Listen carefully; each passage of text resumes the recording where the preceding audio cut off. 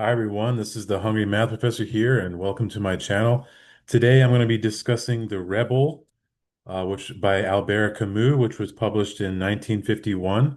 Something interesting from my point of view about this was that Camus was 37 years old, which I'm also 37 years old, when he wrote this book, which is incredibly impressive because of just so when you read The Rebel, he there's a large portion of this book where he just goes through history, marches through history, and comments on an incredible number of thinkers. Some of them are famous thinkers like Nietzsche and Hegel and Marx that we're all familiar with. Even if we don't know their ideas, we know their names. But then the number of people he goes through are like, much more names than I think are typically known, and and just incredible number of thinkers and incredible number of historical events that he recounts. So that's just incredibly impressive at 37 years old.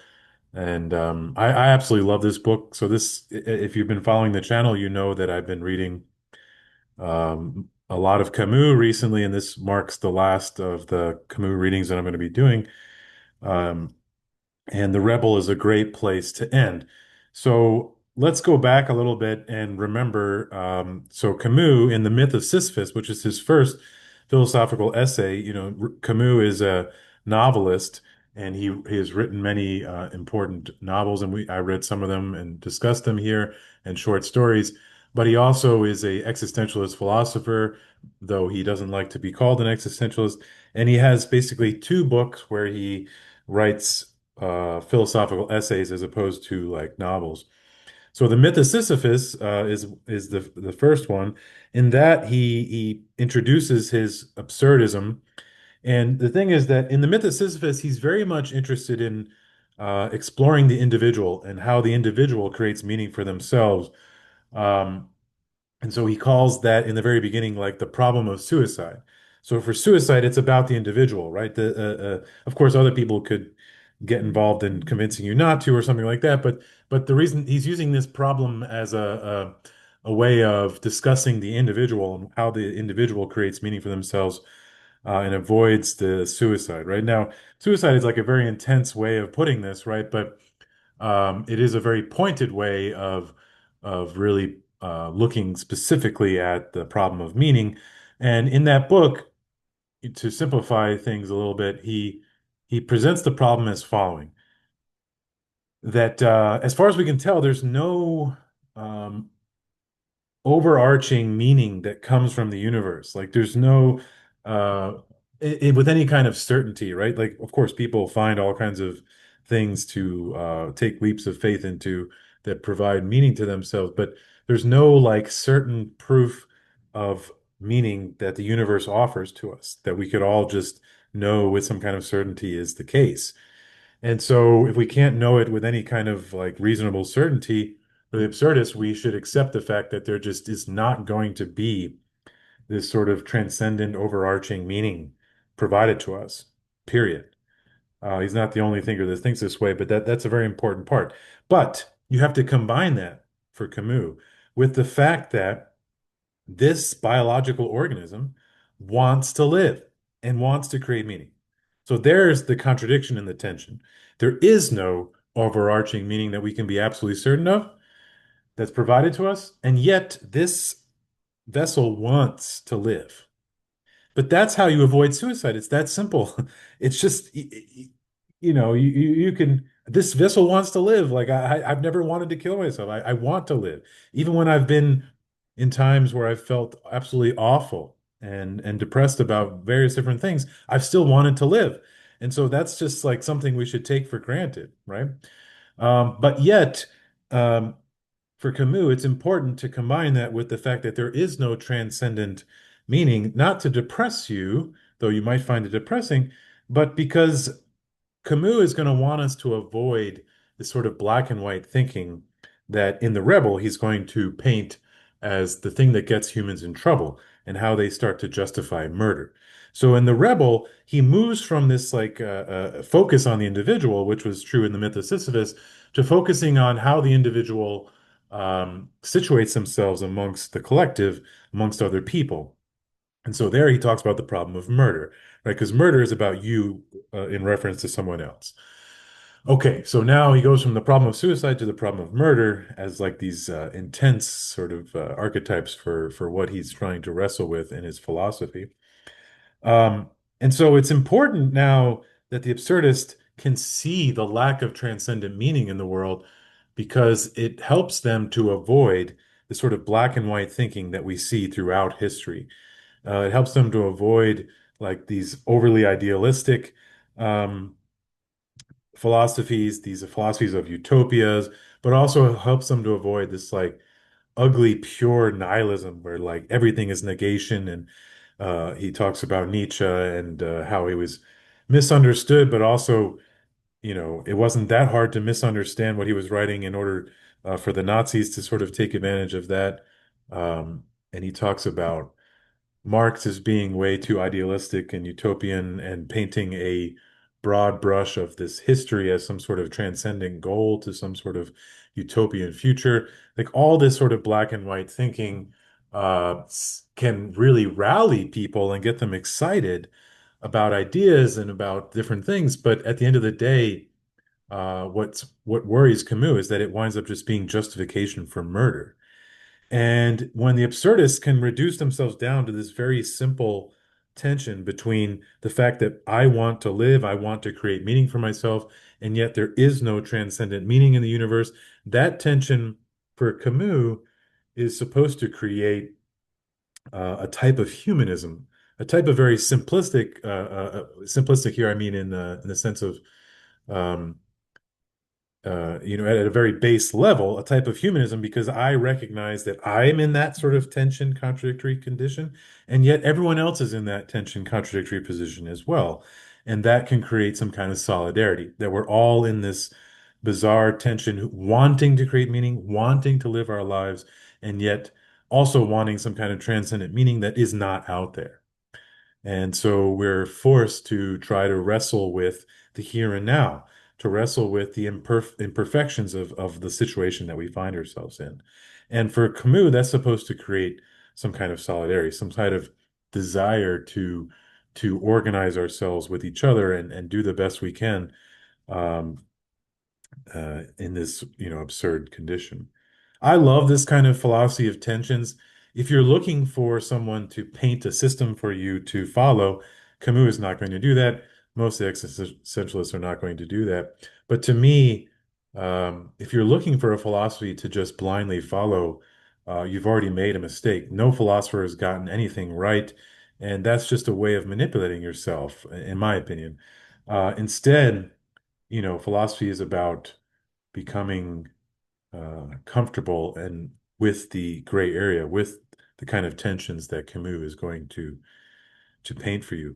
That means, though, when you read a philosopher like this, you can't pick out any one line as like, this is what Camus thinks, because he's constantly going to paint one side and then paint the other and ask you to find a tension between these two things. But I'm avoiding the word balance because balance sounds like there's some kind of perfect fulcrum point that you're supposed to find, right? And I think in Aristotle's philosophy, there is like this idea of like some golden, mean, this perfect mean that you can find that somehow feels like something transcendent. Here, I want to use words like tension and Camus uses words like contradiction to try to remind you that it's not about finding some perfect balancing point. No, that also sounds like some kind of transcendent, thing. Instead, it's about avoiding the extremes, yes, and becoming comfortable with the gray area of life, and never sort of putting some final, systematic framework on the world. Because as soon as you do that, you've made mistakes. That this is very much me coming out, but also this is what you'll find in the Rebel. Okay. In this, though, he's going to make some distinctions between revolution and reform. So, revolution for Camus has to come at the end with a change in political structure, whereas reform can be done within a particular government structure, right? So, like reforms could be like, the suffrage movement or various different groups in the U.S. getting their rights, fighting for their rights within the system of the U.S. government, for instance, right? Those are reforms. And you get Camus is very much in favor of that kind of thing. Um, working within the government you find yourselves in to reform it so as to enlarge solidarity for the people who have been oppressed in the past, as opposed to revolution where you completely overthrow the government that you find yourselves in and then put in a new government. And what Camus does when he goes through all this history, 18th, 19th, 20th century history, is he points to the fact that like revolutions, though they usually come with some kind of rallying cry that is interested in, oftentimes is interested in getting more rights for an oppressed people, it usually comes, unfortunately, with just reinforcing a larger state or reinforcing some kind of totalitarianism or authoritarian governments. It doesn't usually produce the kind of idealistic vision for the solidarity of the people, oppressed people, that it starts out wanting to do. And part of the reason he paints that is like when you're a revolutionary, you have this meaning that you get from being opposed to some other force, right? Whoever's oppressing you or whoever government's in charge. But as soon as you overthrow that government, now you have to create meaning for yourself. You have to create a new system, and that's a completely different game. And that's much harder to do from the ground up, especially in this like very unstable time that happens like after you overthrow a government. And very often it just doesn't work.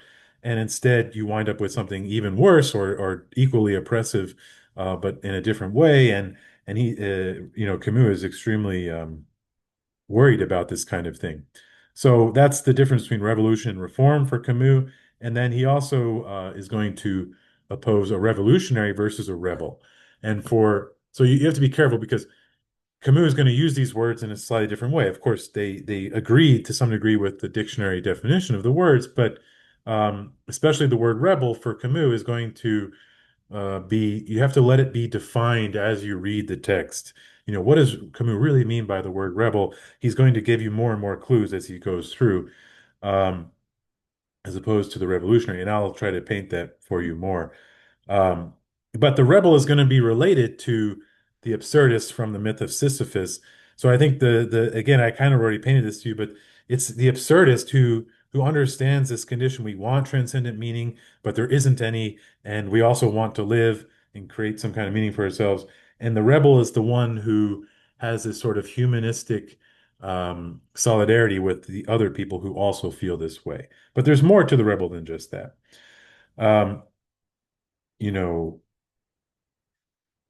So the other things is he wants to say that the rebellion is a philosophy of limits, right? So he wants us to avoid extremes. So the rebel is the one who can understand limits, who's not looking to, and the kind of limits that he wants is like between justice and freedom, right? So these are two values that a lot of us might say, if I just asked you, like, do you value justice?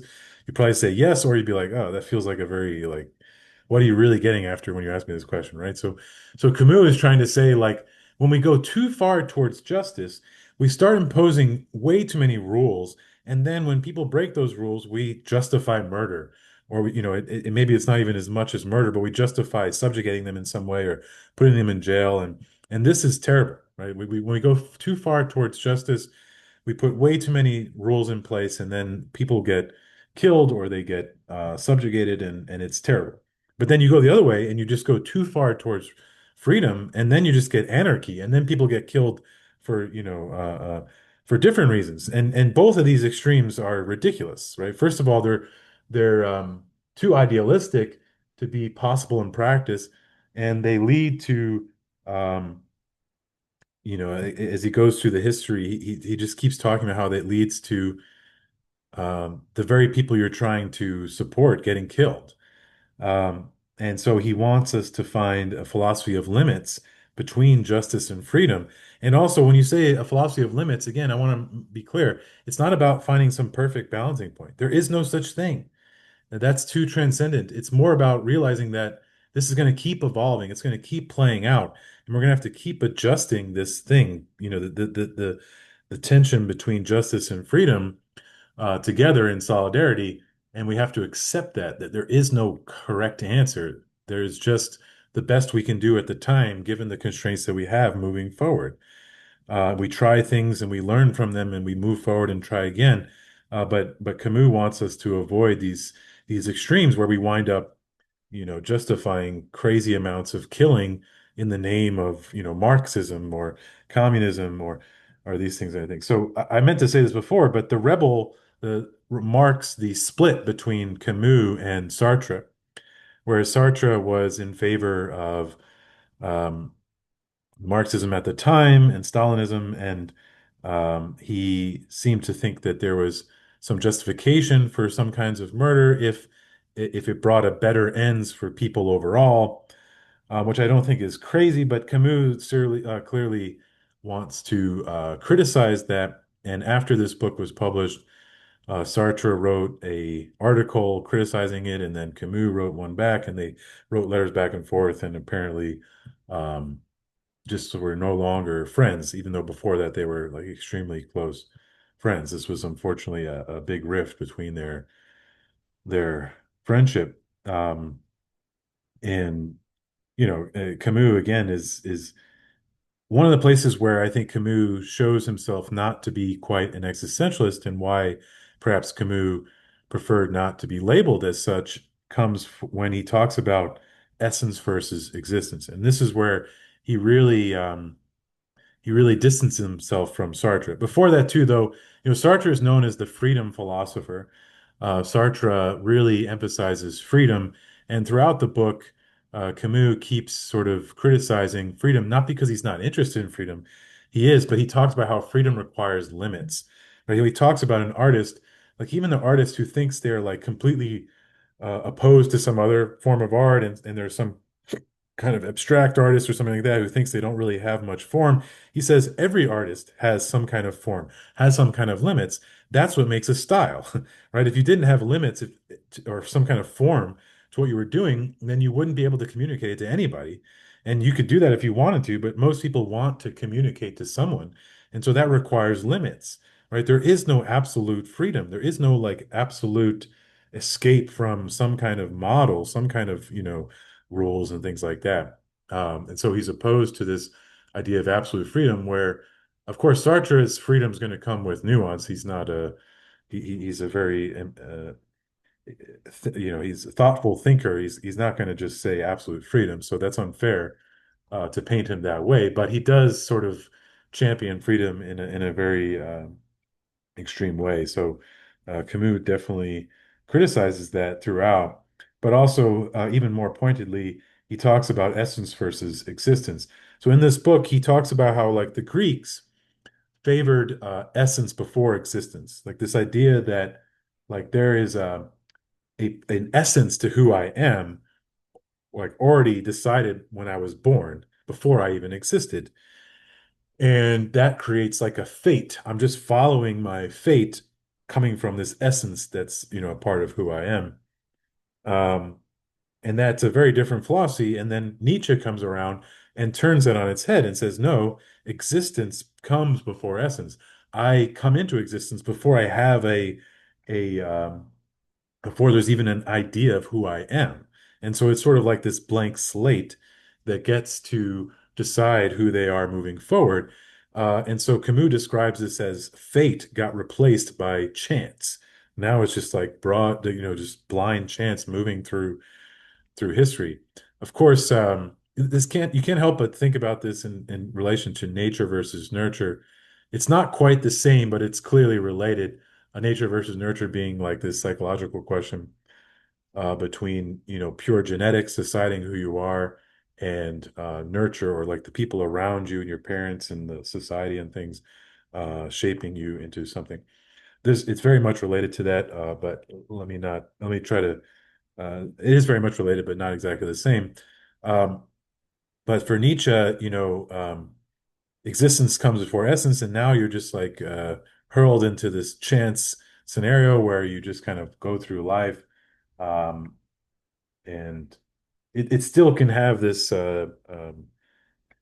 decided feature to it, but it's just a matter of chance now instead of fate, which is like a slightly different thing. And he talks about how Nietzsche, though, is just constantly negating. He's so negative. He's constantly destroying all the philosophies that came before Christianity. He hates, and he's constantly destroying all these things.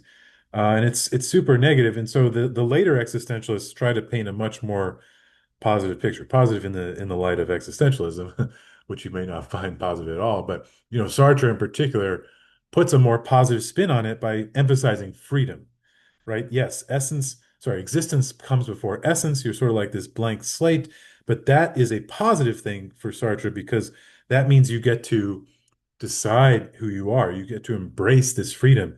And though that freedom comes with a kind of anxiety, because there's no God to tell you what to do, that freedom is, if you can embrace it, can be like really empowering and beautiful. It's not like this absolute negation that you see in Nietzsche.